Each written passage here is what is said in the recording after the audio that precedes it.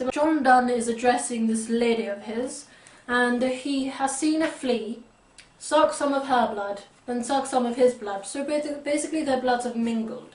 And he's saying because this is done, then technically sex has been made, then they should just have sex. Let me just explain the background to this. From the upper 1500s and the lower 1600s, when John Donne lived, they believed that when two people had sex, that their bloods mingled, so their bloods joined, and so it was deemed very impure to have had sex. You know, out of marriage, because then your bloods would have mingled with other people, and so people who had lots of sex obviously had lots of different bloods, so they were very impure. The idea of this is that the flea has already sucked his blood and her blood, so basically they've already done the deed. Their bloods have mingled, so why not just complete the physical attribute that goes with this? Like to his coin mistress, he is just saying, seize the day, sex now. That is pretty much his argument here, using the flea as his persuasive technique. The first line begins with the imperative, mark about this flea and mark in this. And he says how little that which deniest me is. He's saying that the flea is so little.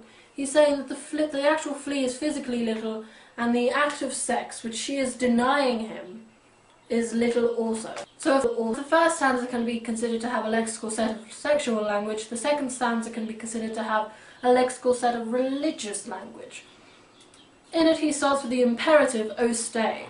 3 lives in 1 flea spare. He's saying that not only because he's implying that she is trying to kill the flea, and he's saying the 3 lives in 1 flea spare because the flea to him symbolizes his life, her life, and the flea's life. So basically she's killing 3 souls in 1.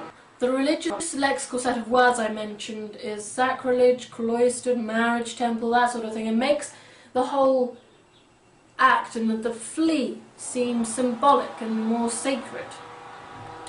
This is just aiding his argument. At the end of the second stanza he says, in sacrilege 3 sins, in killing 3. Basically, she killed the flea. She killed, again, one of those syllogistic arguments, which means a 3-part argument, and so the first stanza in this is saying that their blood's already mingled. That's the first part of his argument. The second stanza suggests that his argument is sort of that it's such a... Because their bloods have already mingled, the flea is their marriage temple, the flea is symbolic, and that is his argument. The third stanza suggests that because she killed the flea, it has to be done now because it has to be done in honour of the flea. They have to have sex in honour of the flea because it has died in vain otherwise. By using the colour purple, as he says, that hast thou since purpled thy nail, the blood of the flea. The purple is a very royal colour. It's very symbolic, a colour again, showing just the importance of the flea. So to finish off his extended metaphor that is this poem, he says, just so much honour when thou yield'st to me will waste to this flea's death took life from thee.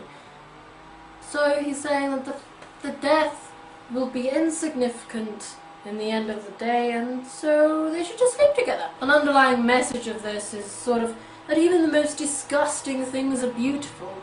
The way he presents the flea as this symbolic thing to aid him in his courting, shall I say, is an interesting and complex image, and an unusual one nonetheless. So that's basically the flea.